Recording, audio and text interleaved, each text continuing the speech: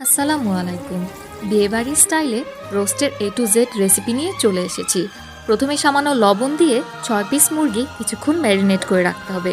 এরপর একটি প্যানে তেল দিয়ে বেরেস্তা করে নিচ্ছি। পেঁয়াজ কিছুক্ষণ নেড়েচেড়ে গোল্ডেন ব্রাউন হয়ে গেলে তুলে নিচ্ছি। এরপর সামান্য চিনি দিয়ে ভেঙে নিব। এরপর বাকি তেলে 1 টেবিল চামচ ঘি দিয়ে মুরগির পিসগুলো হালকা ব্রাউন করে ভেজে নিব। মুরগির পিসগুলো ভাজা হয়ে গিয়েছে। এরপর একে একে তুলে নিচ্ছি।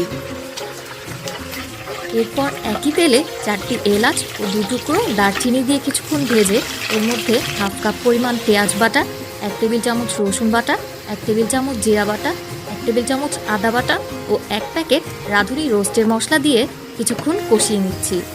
এখন স্বাদমতো লবণ ও হাফ কাপ পরিমাণ টক দই দিয়ে কিছুক্ষণ কষিয়ে এর মধ্যে 1 টেবিল চামচ বাদাম বাটা, 1 টেবিল চামচ পোস্তদানা বাটা দিয়ে সামান্য পানি ও কিছুটা লাল মরিচ গুঁড়ো দিয়ে কষিয়ে এর মধ্যে ভেজে রাখা মুরগির পিসগুলো একে একে করে দিয়ে দিব।